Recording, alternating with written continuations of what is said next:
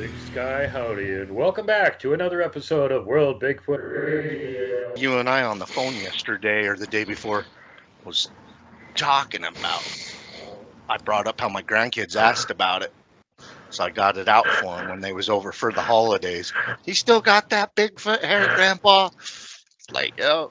So I busted it out for them, and yeah, they was getting it out and touching it and rubbing it on their face.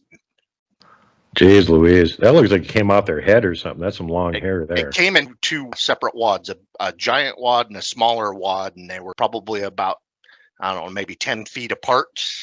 And then there was Bigfoot tracks. We even casted one of the tracks leading up to them. Actually, it was a track that went past them. I mean, the hill was in the direction of the hair where we cast it, so it had already walked past. We don't know what's going on, if it was a fight or a mating thing, but so far 3 universities and a museum have not been able to identify what it is. And it used to smell nasty for a couple of months. It was just nasty, and the smell's gone away. And I know people have like, oh, you got to keep it in paper. You got to do this. If you keep it in a plastic bag, it'll dissolve. Well, it's been in this same bag for 9 years now. Hasn't faded. I don't mind manhandling this because I've already got I already got 400 strands of stuff that's never touched human hands that I know of. Yeah. You know, we collected it without touching it and have just kept it separated. But this wad of hair, yeah, we rub on our face and whenever you want to try to get some skunky smell. I don't know. I have so much of it. I've been thinking about maybe going out and like making a small braid and maybe tying a feather to it and gifting it in Bigfoot areas or something. I don't know. I don't know if it was used for mating purposes or fighting purposes, it might create a reaction. I mean, I know I can't smell nothing on there, but I'll bet you a bloodhound, Bigfoot, or a bear would probably be able to know what the scent on that is. Yeah. They'd be like, oh, this smells like this hair was rubbed on some humans' faces. Ew, yeah, humans. It's some weird stuff. I totally thought that within a week or two someone would be able to tell me what it is, but nobody knows. Nobody knows. If they know, they don't care to say. That's a good sign. Mm-hmm. The bottoms of these logs, these didn't grow here. These were relocated and placed. But we call these teepee-style territorial structures. This is one of my favorite structures on our map overlay project. It's just so delicately balanced.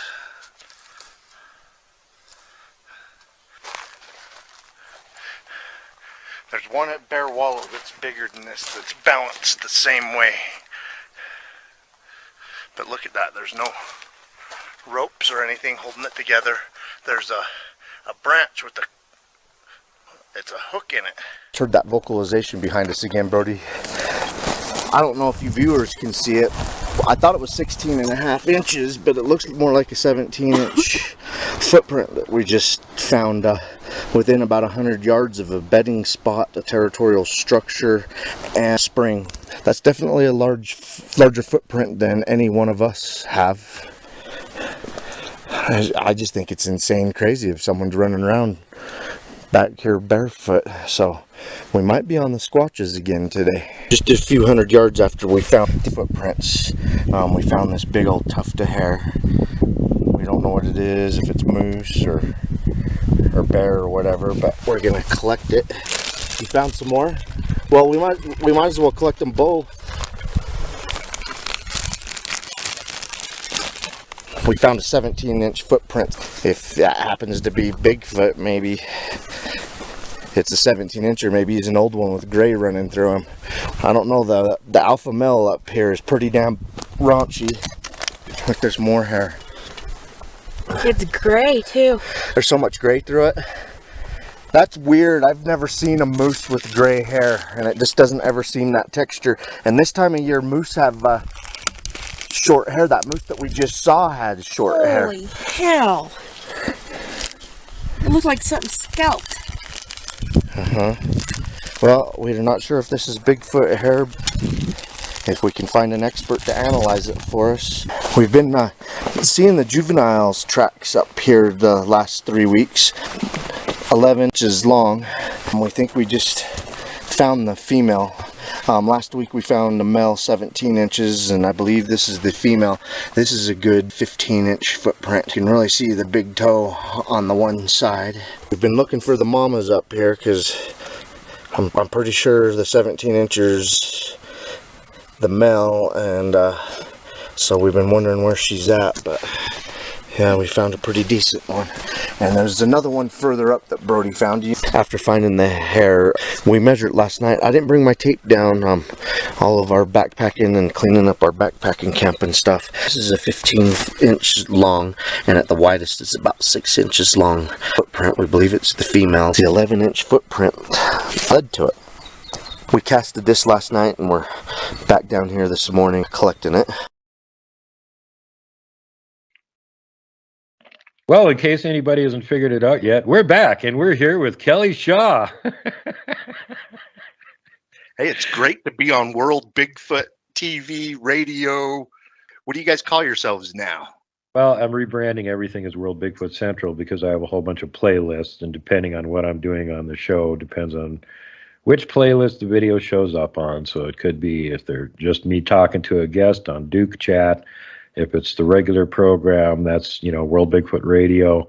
World Bigfoot TV is mostly like field research video and stuff like that. But if I got a guest on that's going to predominantly show buttloads of field research video, then it's probably on World Bigfoot TV. So you can kind of differentiate if this is a show that you want to listen to while you're driving around, Duke Chat stuff. And then as it gradiates up toward World Bigfoot TV, it's more and more, hey, why is they playing music in the background? Because they're showing video. It's not a radio show. So anyway, yeah, thanks for pointing that out. And it's great to have you back again.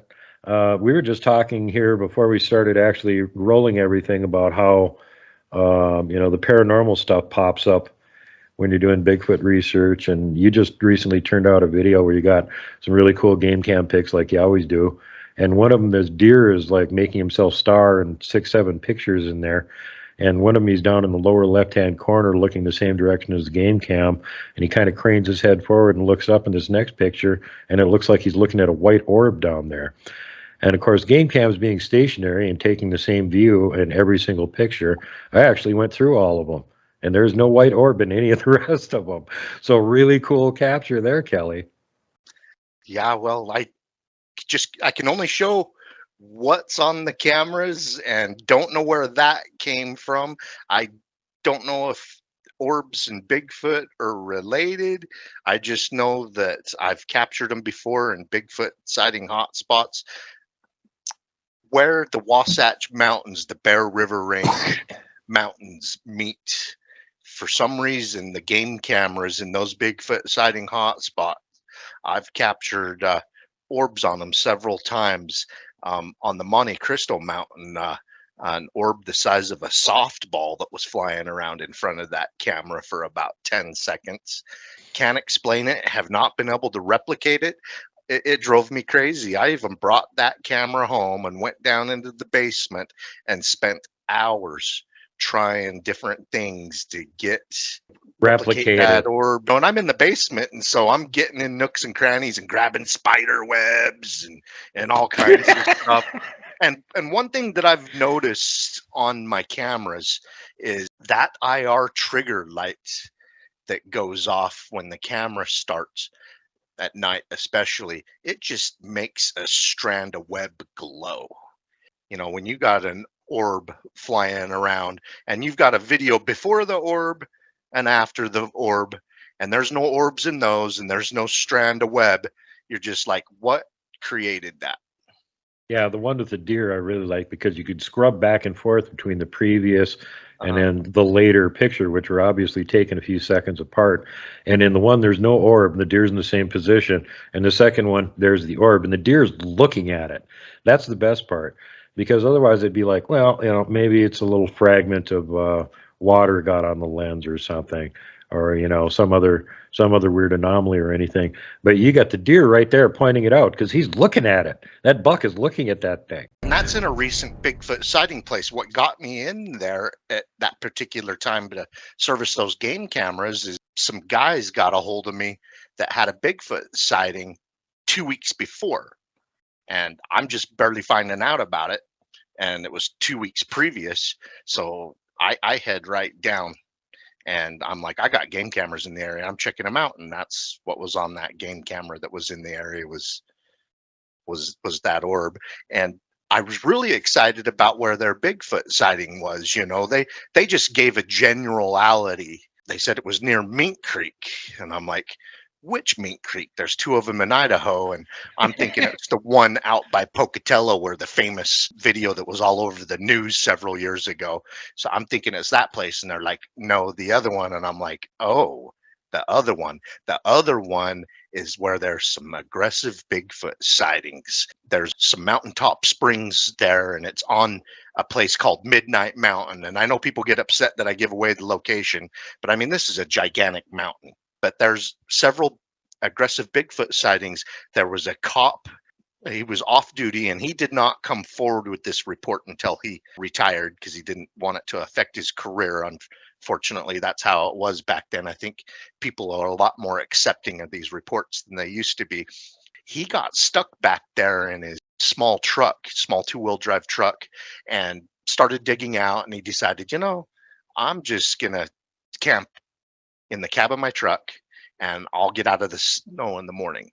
And he's laying there trying to sleep, and all of a sudden he notices a humanoid sneaking up to his vehicle.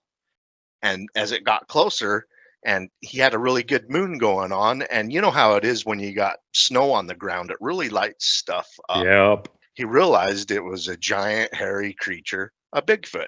It slips up to next to his truck, and it comes right up to the place where he kept relieving himself, and it sniffed the snow where this guy kept getting out of his truck to pee during the night. It sniffed, and then it peed right where that guy had been peed over it. So that to me is aggressive. That's like a territorial display, peeing on someone else's pee in the animal world. And then, yeah, no, I'm the boss around here. You don't get to scent mark this area. This is my area. And then the Bigfoot snuck off. I mean, it took slow steps until it was gone. And this guy had sidearm next to him in the vehicle, and he was afraid to reach out to it when it was sneaking up to his vehicle and all of that was going on. It didn't want him to see him move at all. So he just sat there frozen. But after it left, he stayed the rest of the night with his sidearm on his chest like this. Okay, now fast forward 10 years, same exact spots. These two guys, they're out going hunting, and they have their hunting dogs, and it just started raining cats and dogs. And they're like, we just need to find the most convenient place to camp. And they pull off on this random dirt road, the same one the cop was on. And they pull back in there. And the first available place on this dirt road they can pull off their truck, that's where they pull off to camp. And they start a fire and they put a tarp under their truck. They just decided, we're going to sleep under the truck, use that for cover. And they start a fire. Well, the dogs went off after something in the forest. Well, whatever it was just roared. And those dogs started squealing, run back, and it chased them all the way back to the tree line, which isn't very far from where these guys are camping. So these guys can see the silhouette of the giant Bigfoot stomping back and forth, just roaring at those two guys and the dogs. And these hunting dogs are pretty seasoned outdoor dogs. A golden lab, and I can't remember the other one, but they're rolling at the feet of the owner, just squealing. Never acted that way before. And these guys shot in the forest to scare the Bigfoot away. And the Bigfoot, even though they shot a few times, it begrudgingly retreated slowly, vocalizing at them before it left. Northeast side of Bear Lake I'm on. Dirt road. It's a snow-covered dirt road today. Back when this incident happened, it was a snowy day or night also. This guy that's ex-military, now he's ex-police officer in the state of Idaho when this incident happened, but he wasn't even on duty. He was just up in his small two-seater truck, one of those Chevy Love type trucks. He got stuck in the snow. He's digging himself out, this and that, and knew it was going to be quite a job to get dug out. So he finally just gave up and decided to finish digging himself out. In the morning, he proceeded to go to sleep in the front of his vehicle. Well, sometime in the middle of the night, seen a creature walking across the road towards his truck, very slowly, cautious and carefully. A big, like 7-foot hairy creature. Because of the snow conditions, it kind of lights things up at night, and so he got a pretty good look at it coming towards him. Well, he slowly grabbed his 9mm that was in the car with him and just laid it across his chest, ready to use it if he had to. The creature come up near his vehicle, kind of checking out his vehicle, and then it went right to the spot where he had relieved himself a couple of times. This guy had to get out a few times in the night, within about 10 feet of his truck. Well, this huge hairy creature got down on all fours and sniffed where he had peed. Sat there and sniffed it. And then it got up and the creature relieved itself on top of where this guy's urine was. And then it made its way out into the woods. Well, after seeing that, he pretty much stayed up the rest of the night with his 9mm across his chest. And then in the morning he dug himself out and left. Happened in the late 90s as the story goes. He was afraid to talk about it until he retired from the police force. It's amazing how many military or police people won't tell of a story while they're still working. They don't want to risk losing their career over a sighting. I wish it wasn't that way. I found the dirt road he was stuck on. I actually have been up here several times checking the area out where he got stuck. Today I thought I would share that story with you guys that happened in the late 90s. So some sightings back here, and the one that compelled us to come back here the most was where a couple of guys were up here in April. This is where they camped, and I'll walk around their campsite a little bit. But it started raining, whatever, 2 in the morning, and these two guys stopped here with their hunting dogs. They slept under their truck. They threw a tarp under the truck and their sleeping bags and laid right under the truck, kind of right where I'm standing. About an hour after they were laying there, their hunting dogs took off up into the brush after a creature that they could hear out there. Actually, they sicked their dogs on it. They could hear it, and it woke them up, and their dogs were freaking out. And these are hunting dogs. I'm talking bird hunting dogs, but hunting dog's a hunting dog.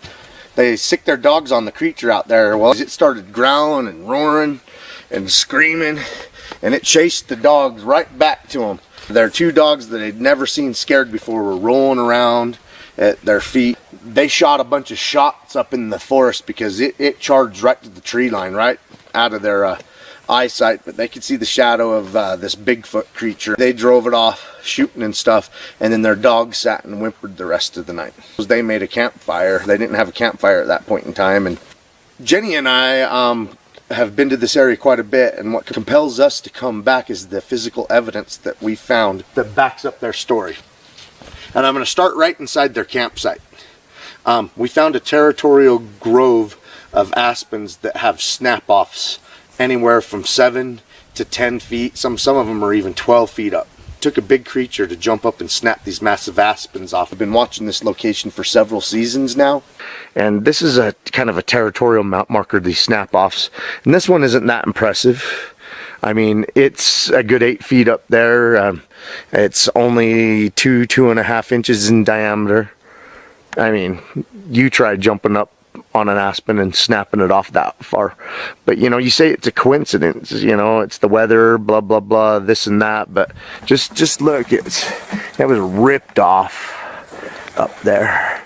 That's ripped and torn and twisted and stuff. But about an acre of aspens that have been just snapped and shredded. There's an old snap off right in front of me. Jenny, will you come and stand under these snap offs? And Jenny's like 5'3", So that's over twice her height. That's like an 11-foot snap off. And then that's like a 4-inch to 5-inch diameter tree. One right here to the left of me, that one's not quite as high. Another snap off right here. Here's the whole tree that got snapped off right there. That's an old one. It got snapped off and then the tree grew off that way. There's one that just got bent over. You know, it was trying to snap this one off and it just bent it over. Right here's one that it just about got snapped off and just bent over. We counted, the last time we were out here, we counted 24 inside of an acre. I mean, it's just not, that's just can't be a coincidence. Here's two right here in front of me. Will you stand in between these two right here, Jenny? Okay, the one right there. And then there's one more. Will you point it or touch the other one, Jenny? This one? Yes. So the viewers can see it. There's one right here. Yeah, there's another one back here. Boom. Right back there. By the way, me and Jenny have heard some weird whistles since we've been back in here today. Hopefully the camera will pick those up. Oh, look at these two right here. One of them's from this spring. And look, I mean, something's been showing a display of power through here. It's either like a fighting location. Look at the snap-offs right there. There's 3 of them right next to Jenny. And there's one back there. Oh no. Will you touch each one of them, the bend over and then the one that's been bent over and this one? Mm-hmm. I mean, they might not be able to pick them out. I know viewers can pick out Bigfoots left and right, but these snap-offs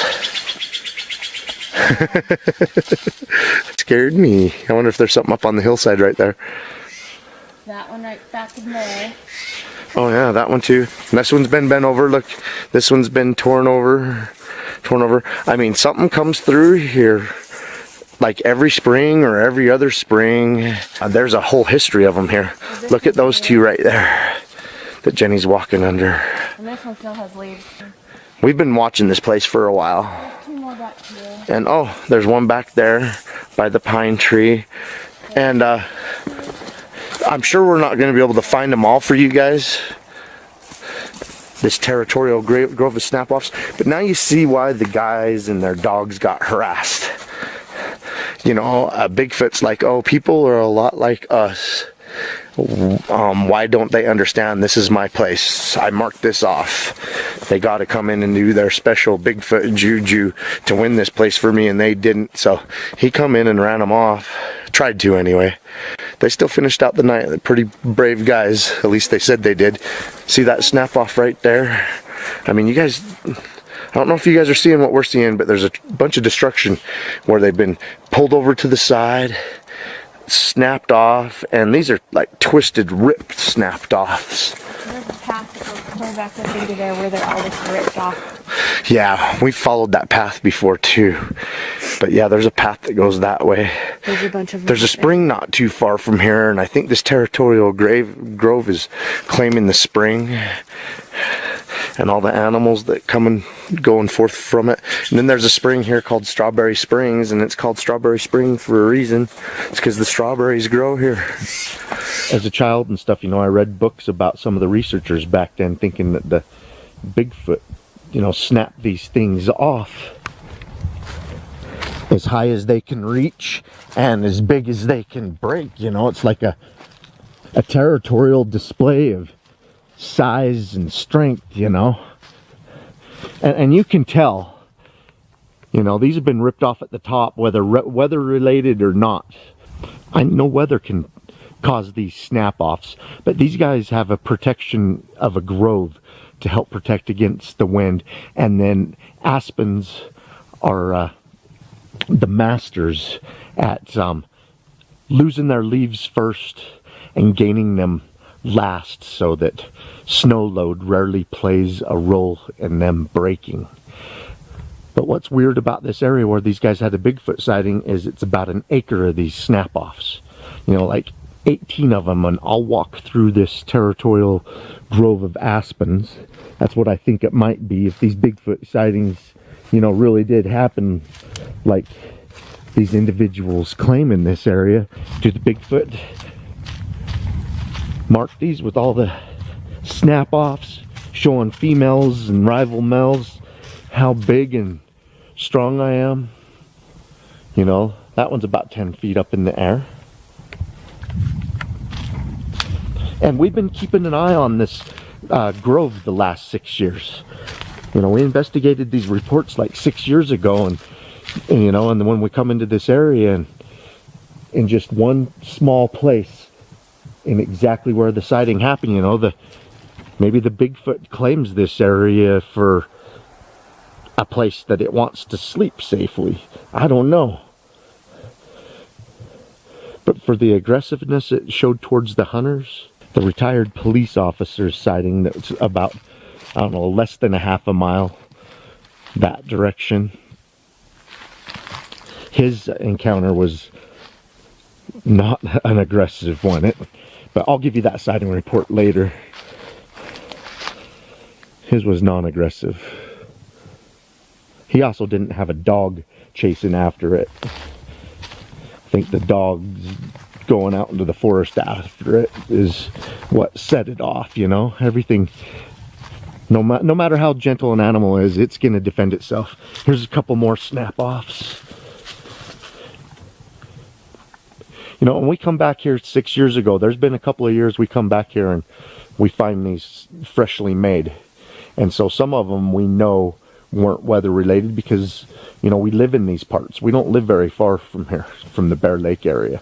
And so, you know, there hasn't been any bad weather. And you were up here a couple of weeks ago, and then you come up here and there's a new snap off and we've had mild weather. So, oh, here's a good one. Oh, I walked past one to show you guys another one. You know, that one's a good 12 feet up there. But yeah, I think the big squatches, if they're indeed doing this, they're trying to snap as high as they can get and as thick as they can get. You know, that's like a basketball player of Sasquatch is jumping up there, you know, doing his 12.5-foot slam dunk to grab a hold of that and then yanking it over. And look at the top of this. I mean, this is really slender, not very heavy stuff for as thick as this sapling is. Jenny's standing underneath the one that I passed up, running over to this one. So you can, you know, Jenny's 5.5 feet tall, and it would take another Jenny standing on Jenny's head to reach the top of that. And there's more snap-offs over that way, but we counted like 18 of them in here the last time we were here, and this is all within, like, I'm saying an acre, but I think this little grove's even smaller than that. It's probably more like a half an acre. And here's two more. One's a really old one, because this one has died, and then later on, perhaps, it came back and made another one, and then right next to that, another one. There's another one back over here. You know, we do a lot of hiking and a lot of searching for Bigfoot. You know, this stuff may or may not be weather related, but the weird thing is just all packed into one little area. You know, I could see coming through and maybe one or two of these in an area like this, and then when you get outside of this half acre, how come you're not seeing this devastation with these saplings other places, you know? Yeah, it's like 10 times the normal weather devastation, and a lot of this stuff you can see has just been twisted and pulled and really manipulated. You know, the weather's going to snap it one way or the other, and that's usually where it's going to sit. The weather isn't going to twist on the branches after or before it breaks. You know, and a lot of these we're seeing twisting. Bear Lake, Strawberry Spring, Bigfoot sighting hotspot, and what appears to possibly be a territorial grove of snap-offs. Fast forward to just a couple of weeks ago, and these guys are up there hunting. They're kicking back in a good lookout spot that they had to hike up into. They couldn't get their four-wheeler or anything there. They had to hike up to it. They got some vocalizations that scared the crap out of them. So they decided to leave the area, and they started hiking down to their four-wheeler. And then that's when they heard a big, loud snap crushing noise, like something smashing over a tree.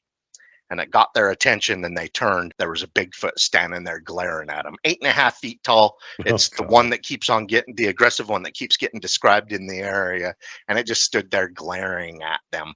And then from another direction, they heard a snap, which got them to glance away. And as soon as they glanced back, that one was gone. So in my opinion, it's the two, sometimes three that keep getting seen in the area. I think that one made a snapping noise, so this one could make its escape, even though it was being confrontational. It must have been pretty exciting for you to hear that there had been another report over in the same area where these two other came in. Yeah, I drilled down with these two, and I was shocked to find that where the last two aggressive sightings happened in the area, they were in the same canyon just a mile or two further in, actually about 2 more miles in, but it's the canyon with the two aggressive sightings right around what I call a territorial grove of aspens, because you just don't have those snap-offs outside of it. And it's just amazing how two different people or two different sets of people over 10 years have these crazy encounters camping next to this grove. And then these guys also sent me a photo of one of the best Bigfoot tracks in a trackway. It just stepped in a perfect wash area with a lot of soft sediments, and the ground was moist, and so it accepted the track. I'm searching for Bigfoot in the Bear River mountain range near Midnight Mountain. I just found out last night that 2 men out hunting had an aggressive up-close daytime Bigfoot sighting on Midnight Mountain. It snowed around 8 inches last night, but I'm going to show you around as I look for Bigfoot evidence and go over their sighting report with you. Jacob H. writes RMSO. Found this out hunting 2 weeks ago. Haven't said much about it yet. RMSO responds, what is the length and width of the impression? Jacob continues, I was hunting and did not have a measuring tape. I wear an 11.5 boot. It was about 3 inches longer than my foot and about twice as wide. I'd guess 15 to 16 inches long and 7 inches wide. Next to a heavy used game trail that was dry, where water runs off and on the side of the trail, causing about a 2-foot wide path of moisture in the dirt, and the rest was like concrete. There were other spots where you could see the tracks, but no real definition or outline. RMSO responds, that was my guess when you said it was around 3 inches longer than your size and 11.5 boot. Where or what state did you photograph this footprint? Jacob responds, Southeast Idaho, in the Bear River mountain range, near Mink Creek, Idaho. RMSO responds, okay, was this up Franklin Basin Road or did you find it in the valley near Mink Creek? Jacob continues, there's a canyon just past Mink Creek called Immigration Canyon. There's a road that cuts back and goes east side of the highway. I hunt up there fairly regularly in my place, and my brother and I had a couple of encounters back there, and also other odd things happen. RMSO responds, okay, I know exactly where you're talking about. There have been some crazy Bigfoot encounters near that spot. Jacob continues, the trail is close to a game trail not marked. We found that track that was pictured pressed into the soft dirt where it was somewhat still wet from the shade, then found imprints without as much detail about every 6 feet in the brush. Jacob continues, I have had 2 where I've actually seen Bigfoot and 3 other occurrences where I've seen one and have felt like he was very aggressive. RMSO responds, both in Idaho? When was the most recent? Jacob continues, 2 weeks ago. RMSO states, same time you took a photo of that Bigfoot track? Jacob responds, it would have been 3 days prior to the photo that I had my encounter and sighting in a different canyon, 1 canyon over. So we had hiked back into some timber and posted up on top of a knoll where you could see about 180 degrees and started spotting for deer. We had been seeing a few does and were quietly talking. Out of nowhere, we heard a whoop type of sound down below us.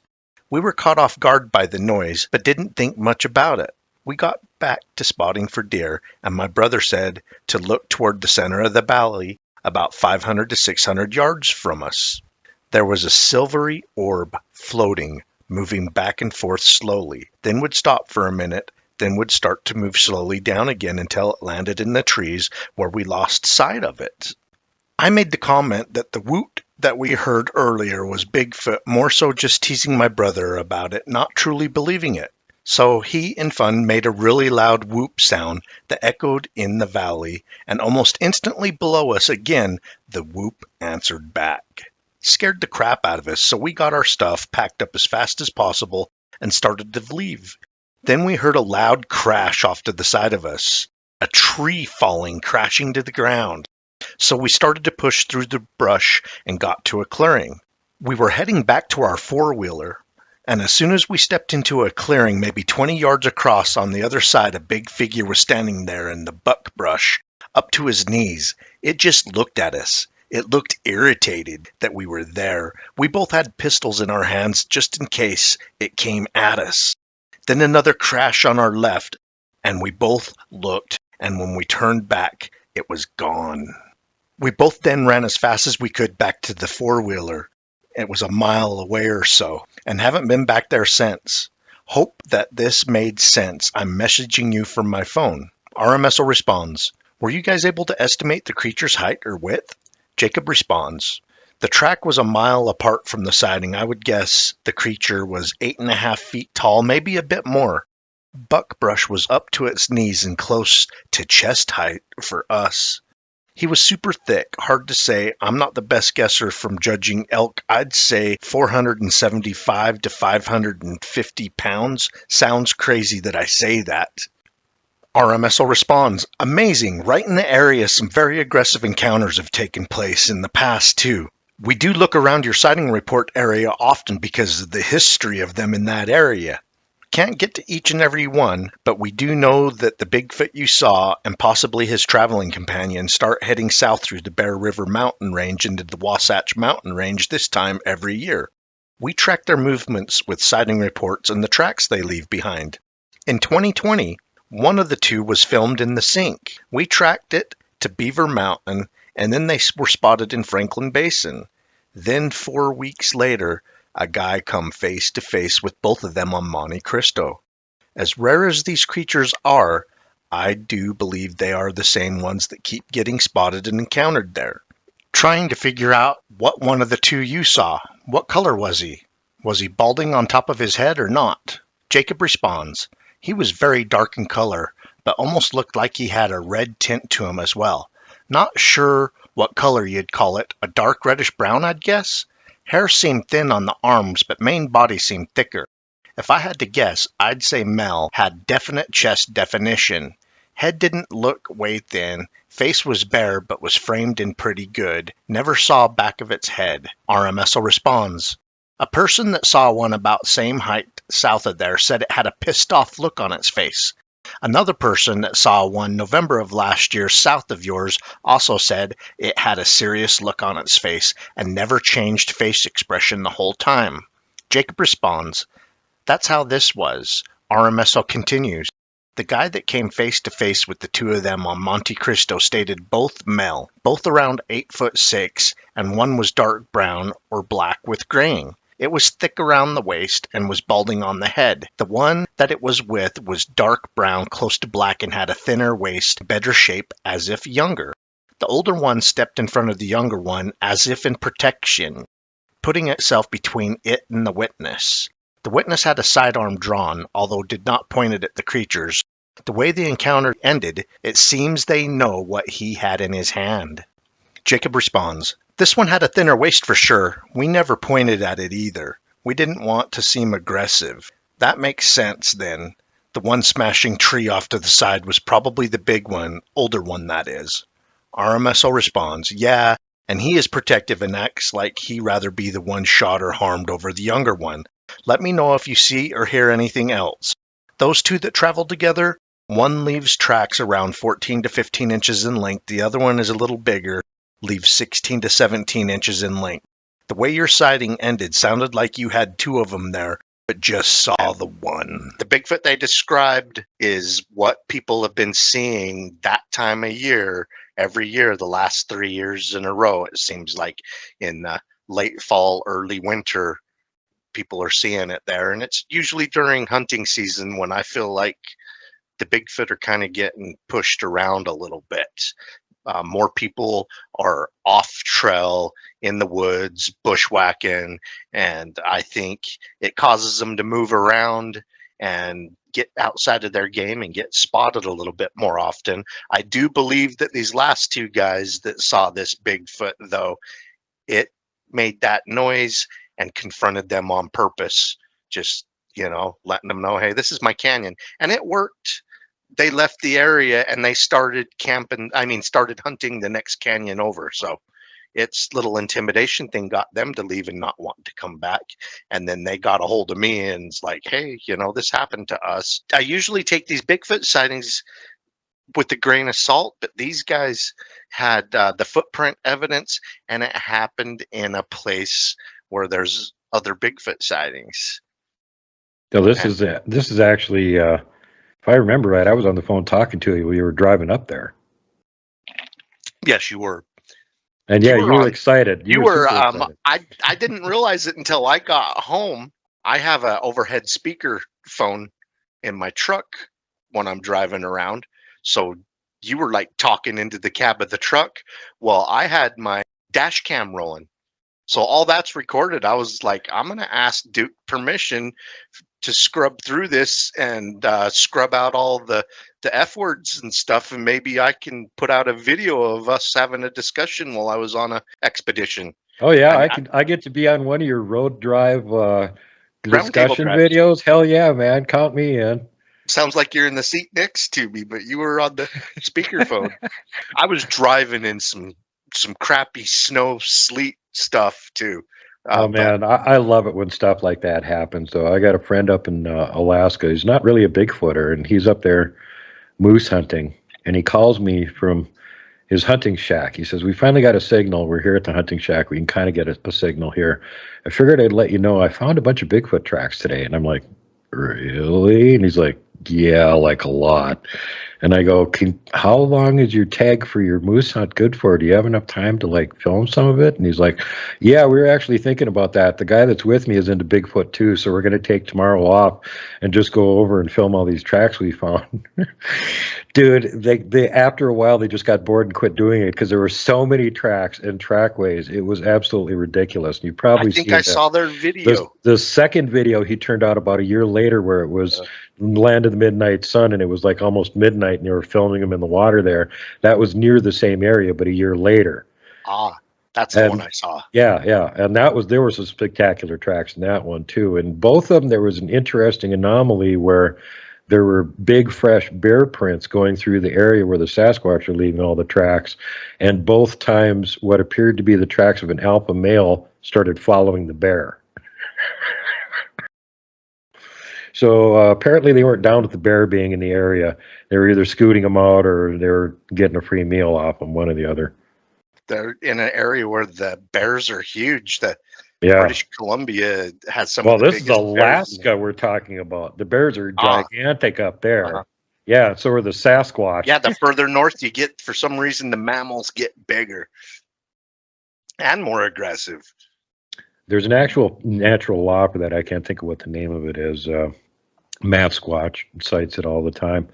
But yeah, the animals actually get bigger as you go further north because of conservation of heat. Have more mass, keeps you warmer, less likely to freeze solid during really cold snaps in the winter. So, and by necessity, if Bigfoot has to compete with these animals or be in an area where they're around, they have to be large enough to do it. So that tends to eliminate the little scrubs. They're all living down in, Louisiana, where you can be 8 feet and you're the biggest thing around. But the other thing we were talking about is interesting patterns that are not only just Bigfoot related, but human related. And one thing that I've noticed over the years is a lot of stories start with, well, it was late at night and I went out on the porch to have a cigarette. Well, the cigarettes aren't actually causing the sighting. There's no such thing as a perfect paranormal cigarette that'll get you a sighting every time you go out at night to have one. But what's going on here is that because now you can't smoke indoors, people have to go outside to smoke a cigarette. So guess what's happening? They're outside at night where they wouldn't usually be, and they're seeing things. And another example of this is what happened with you and Jenny last year that you talked about on the show last year, and you just brought it up again with the guy taking a whiz and the Bigfoot coming over and taking a whiz on it like, no, Right. this is my scent marker. I hear this a lot where people are like, their eyeballs are floating, they got to pull off to the side of the road somewhere and relieve themselves, and there's some little back road, and they pull up there, and the next thing you know, they've got a sighting happening. And last year you brought that up, that had happened to you and Jenny, and you told the whole story, which was spectacular. Thank you. But the cool thing was, is during the course of the year this year, you were back in the same area, so you guys actually went back there and did a reenactment video of it. Yes, I wanted people to see from my eyes where I was, how close it was in my rear view mirror. So I got my car parked exactly the way it was before, and I pointed the camera up in the rear view mirror so you could see the log that was on an embankment behind my truck, and the Bigfoot was standing right behind that. And I think about the situation and I'm like, 35, 45 feet away. And then I get there and I'm like, it was only 30 feet behind me. I know things in the mirror look further away than they are in reality, but that Bigfoot was hovering right over us, and it was creepy. I mean, the creep factor come over me right away because my first instinct was humanoid person, and we just got in the vehicle after going to the bathroom. And it was on the side of the vehicle Jenny was on, so it was kind of creeping me out. I'm like, it was watching her pee, and Dang pervert. yep. And I don't know what made it bolt, but I only saw it for a couple of seconds in my rear view mirror, and I'm staring at it, and the first thing that come out of my mouth was, "There's a guy standing behind us, Jenny," and she could tell I was creeped out. And then I dived for the camera. And before I even dove for the camera, that's when it split. So I don't know if this thing realized I saw it through the rearview mirror. Maybe it saw my eyeballs staring at it. I don't know, but it bolted. And then that's what I grabbed the camera and I ran after it, and then realized how stupid that was because I didn't grab any protection. I mean, we had protection in the vehicle. I just didn't go for that. I went for the camera and ran after it, and that's when Jenny come running up and she's like, "You have no protection." I'm like, "Yep, let's get it and we'll track it." I've heard this come up a few times before, Kelly. It seems to be standard operating procedure for RMSO. Part 1, Kelly sees Bigfoot. Part 2, Kelly grabs camera, runs toward it. Part 3, Jenny goes, "You don't have a gun with you."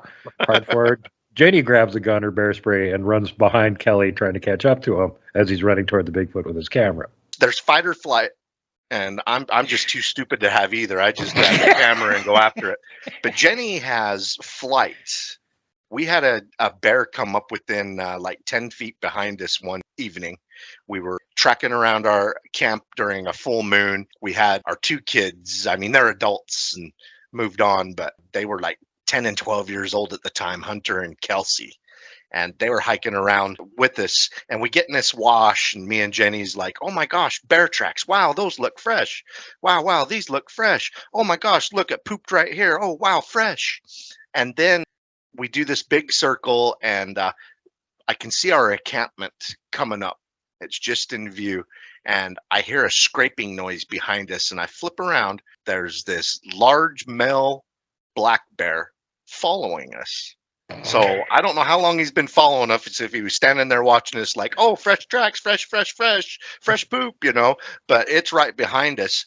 Well, Jenny had a firearm on her. I saw her put her holster on and all that. And so when I saw the bear, the kids, I was actually in the lead when I heard it. So I turn around and I see it behind everybody. And it went me, Jenny, then the two kids. Well, I charged the bear. I wasn't going to run up to it, but I just wanted to put me between it and the kids, and I'm screaming at it.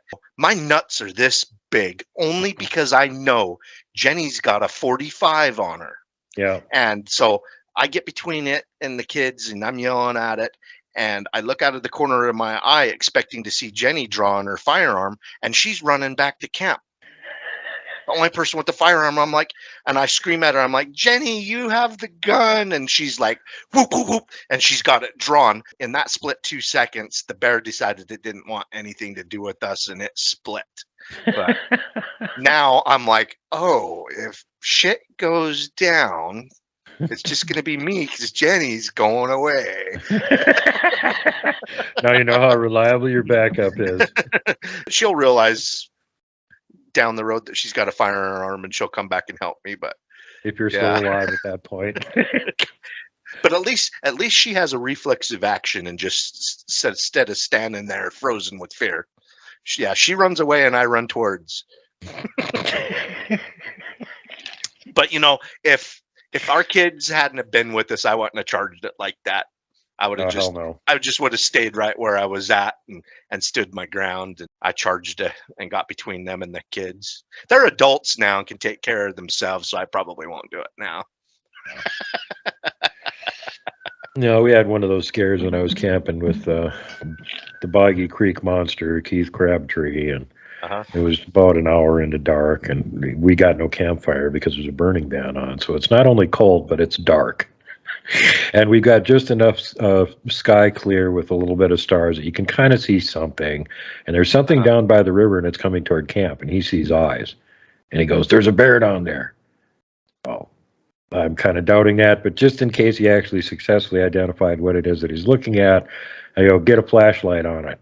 And while he's putting the flashlight on it, I'm running between him and the campfire that hasn't got anything going in it to get over to my tent, where I got a broadsword, because that's the only weapon we've got with us.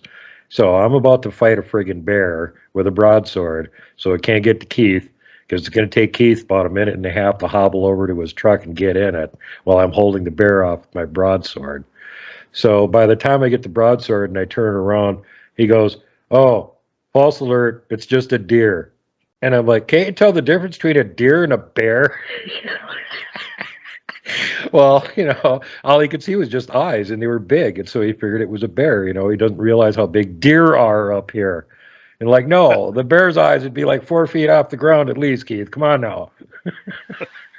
Got me all scared over nothing. It's just a stupid deer up here to try and eat our cookies, which is what that same deer was doing the following night.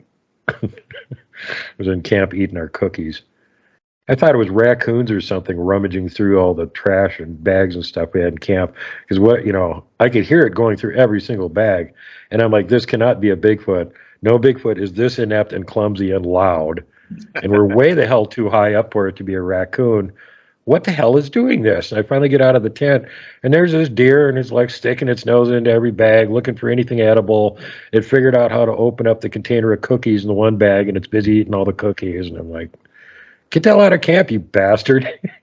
And then I realized, well, the Sasquatch are watching us too. And I go, you're eating the Sasquatch's cookies. We're going to leave those for them tomorrow. And you're eating all their cookies. You guys seeing this? Eat this damn deer so he doesn't get your cookies next time.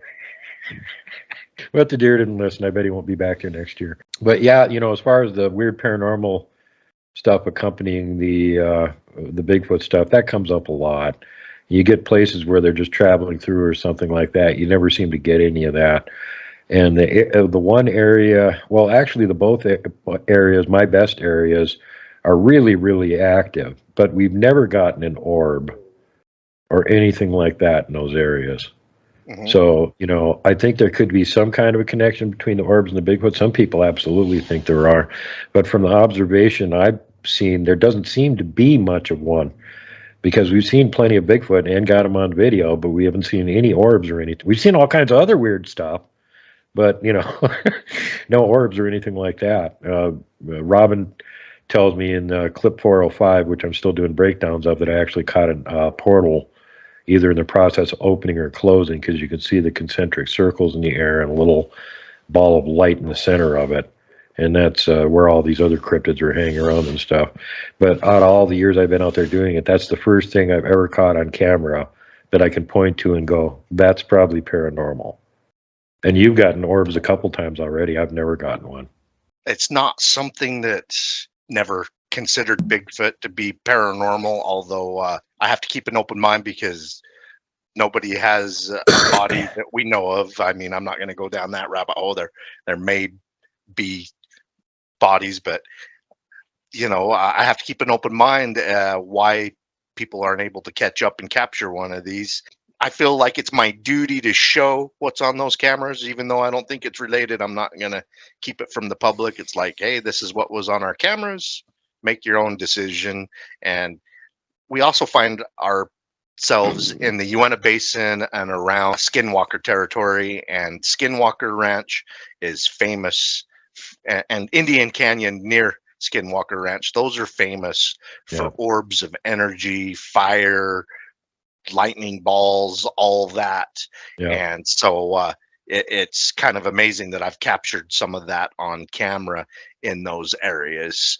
And I kind of have to, I feel a responsibility to keep up on the Skinwalker phenomenon, the Skinwalker Ranch, the Blind Frog Ranch phenomenon, since I'm in those areas, and in case I run across something that these areas are known for, at least I have a little bit of knowledge on how to deal with it. And I hike around with my medicine bag that my son gave me that's supposed to protect against skinwalkers and evil spirits and all that. I mean, I need all the protection I get. As a matter of fact, Blackfeet Indian tribe in Montana that invited us out, and they saw some of our videos where we go into skinwalker territory, do some stuff to give us some protections and stuff, and we couldn't make it out there, and they asked us if they could do it in our absent, and I'm like, heck yes, I'll take all the protection I can get.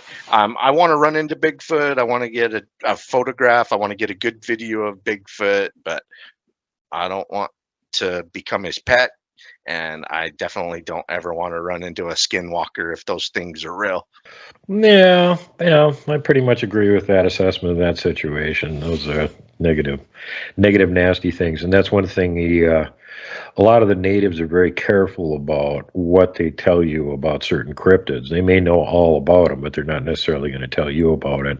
And part of the reluctance is that sometimes they won't even tell you the actual name of the cryptid. They've got a slang name for it, and that's all they'll use, because they believe if they use the actual name of the thing, it draws its attention to them, and then they got to worry about it showing up. And Caveman's talked about that. There's like certain seasons they can talk obliquely about certain cryptids, and other times of the year you can't even talk about them, even if you use a slang term for them. Like, as far as I know, and they may actually have a name for it, there's no actual Navajo name for Bigfoot. All I've ever heard are slang terms for it, including from Caveman, Hostin Zistloi, which just means big hairy man or big man in the mountains. That's it. Yeah, every tribe has their names, and some of them have several different names. Yeah. Well, I've got a list of just about all of the actual tribal names for them across the continent, but there's some tribes that are so sneaky about it, like I'm saying, like the Navajo, a good example. If they do actually have a name for it, they've never told the public. They just use slang terms. Well, I'll tell you what, I really enjoy when First Nations, Native Americans, and some of these guys in these tribes, they actually like to be called Indians, they tell me. Whatever they go by, I really love hearing about action in their areas. A lot of these natives and stuff, they keep this stuff to their chest, and they really got to trust you or like you to talk about their experiences, sightings, to send you photos or videos. You know, it's exciting. I know in Northern Ontario, there's some remote flying communities that have been sending me their footprints, their photographs, talking about their encounters and stuff. And And I've And just we gone both on reached out to Blaine Tyler that's up there, and he's like, yeah. it's too far to go to get over there. I got them all over the place by where I'm at. You know, Oh, there's yeah, not even well- a road to get in there. You'd have to fly in. Well, Ontario's the size of Texas, man. That's a big place. I mean, when I talk about all these sightings coming out of Ontario, Canada, that really doesn't narrow it down. That's a huge place. Yeah, I know. Speaking of Blaine, before I forget about it, you're talking about, you know, finding things in pictures and whatnot. And he had this one video he was filming in this gravel pit that hadn't been in use for about a year or two, and there's all kinds of little scrub brush growing up in it and stuff. And he kept finding tracks there. So since nobody really was harassing him for trespassing, although technically he was, because the previous owner died and the kids didn't take custody of the place yet, he was going in there and finding all these tracks and stuff. And in one of his videos, he's got this long pan across the gravel pit, and down at the far end of it, there's this huge male Sasquatch standing there watching him. And he didn't notice it at the time. But when he's looking at the video afterwards, he's like, oh my God, that's a huge one down there. Well, then he gets up his courage and goes back there, you know, because he's by himself and not allowed to carry a gun. And he goes and walks up to the same area, and he's looking at it, and he's like, where was this thing standing? And he realizes it was twice as far away and twice as big as what he thought it was. And he walks way down to the end of the gravel pit, because he can see on the original video this tree it was standing next to. So he goes and finds that tree, and then he measures up to the fork in the tree that the top of its head was up pretty much right up to. That's 17 feet. And this thing was built like the Hulk. And after that, he didn't want to go back there again. Yep, when it can manhandle you between its finger and thumb, it's so big. Yeah. You Well, and what freaked him out automatically even give more- it that respect, and you want to give it that distance. I did a show with him where we took a closer look at that mega squatch, not only his video, but also other reports of really outsized Sasquatch that have come out of Canada and northern areas. And while I was doing the breakdown of his video for it, I'm looking at his video, and of course, you know, I've got it up on the screen, and I'm editing it and everything, and I'm looking at it, and I'm like, there's another Bigfoot in this video, Blaine. He's about 60 feet away from you. He's got gray hair, and he's about 9 feet tall. And when you bring the camera up from the ground where the tracks were that you're filming, you bring it up, and then you turn to your left, and you catch the one down at the end of the gravel pit. There's one about 60 feet away from you standing there watching you that you also accidentally caught on the video and never noticed. And I gave him some screen captures of that, and he's like, whoa, yeah, that's one for sure. And he was really close. Oh my God. You're just a little short 9-footer. You know? So yeah, that's eye-opening. I love it when people do that with my videos too, because I'll put out something and I have no idea there's anything in it.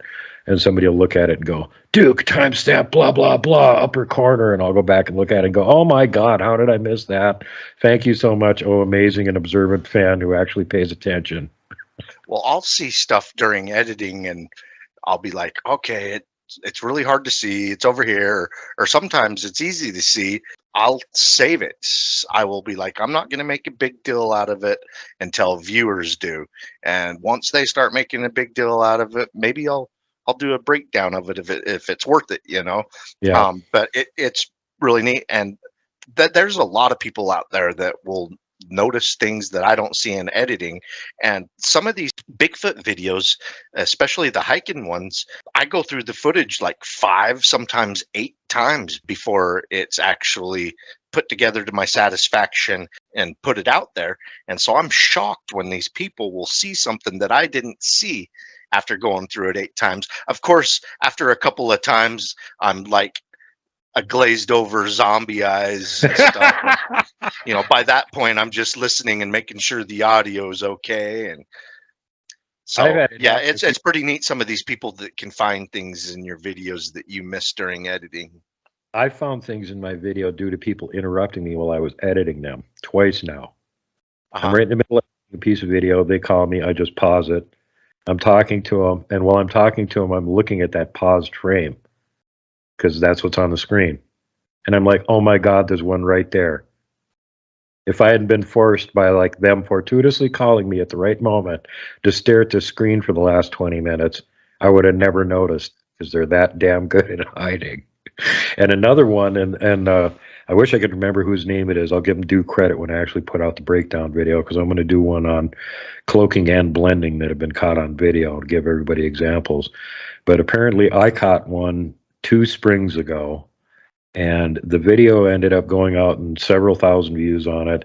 And then it became part of a compilation video that I did for a Bigfoot conference, where instead of just sitting there and wasting everybody's time talking blah blah blah, I decided to just show them an hour's worth of Bigfoot captures that we got. Nobody there noticed anything. Then I put out that actual video. Here's the conference video. And somebody, now again, keep in mind, this has been seen several times now, and it's been over a year since it came out. Somebody looks at it and goes, Duke, at timestamp, there's one right here and it moves. And I'm like, really? So I go and I look at it. And sure enough, I'm filming the hillside, and you can't see him at all. He's just sitting there right in plain sight, and you can't see him until he moves. Then you can see him perfectly, and you're like, how the hell can I not see this thing until it moves? And then when he stops moving, blends right back in again. Can't see him anymore. Just like watching the Predator move or something.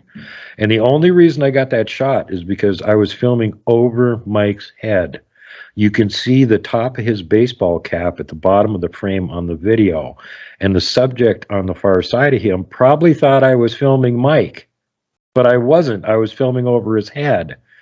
So after a few seconds, he just decides, oh, it's safe to move, and he shifts position. Nope, we got you. But again, I never noticed it. Spectacular, sharp-eyed fans. Amazing. Keep up the great work, you guys. Me and Kelly both love it when you do this stuff. Yeah, I have 2 different videos where I've captured the creature, and it does not move a muscle. The only thing that moves is its mouth, face, eyes, maybe tilt the head a little bit. But that's part of being a master of camouflage, is being able to hold still and trust your camouflage, that if you don't move, they're not going to see it. And a lot of times when you stare at something for a while and it doesn't move and blends in really well, you're like, oh, I'm just seeing things. But the camera don't blink. And so it catches the Bigfoot blinking. It catches the Bigfoot changing its mouth position. And so, yeah, I've got one in Lost Creek, Utah, where it's just this giant squatch across the wash from us, staring at us. And it was the guy saw, and his girlfriend saw the Bigfoot the night before. We're there the next day investigating the sighting, and we captured this thing watching us doing our investigation. And the only thing it would move is its face and eyes. And we didn't really know we got the capture until we got home and saw it on a big screen.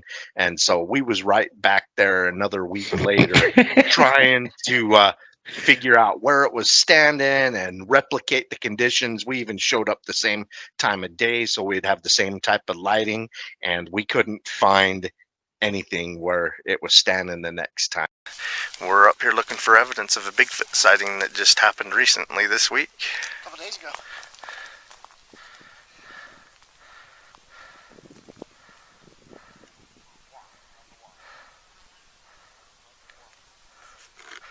I've already thrown the helicopter up here once.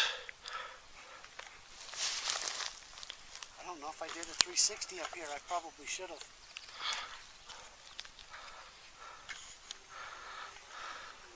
Pan out.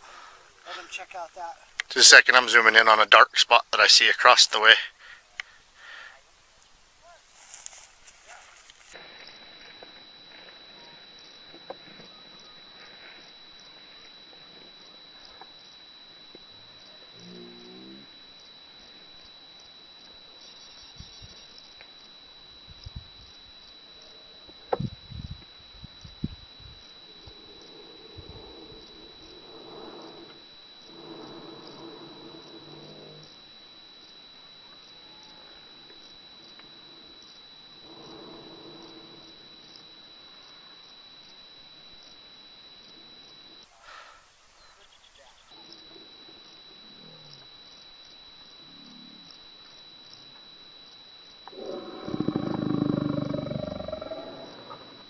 That's the dark spot that I see.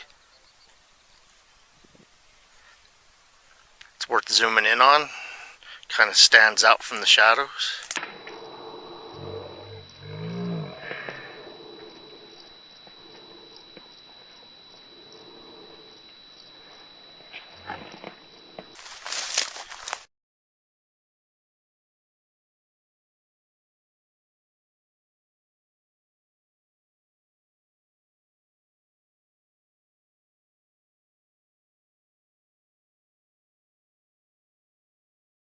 And then the other one was in the redwoods of California. I zoomed in on a Bigfoot shape that was probably 300-400 yards away in the trees. I'm like, that looks like a Bigfoot. And I zoomed in and held the camera, and I'm looking through this tiny viewfinder and these viewfinders, man, if you go out and use these cameras, there's a lot of glare and stuff.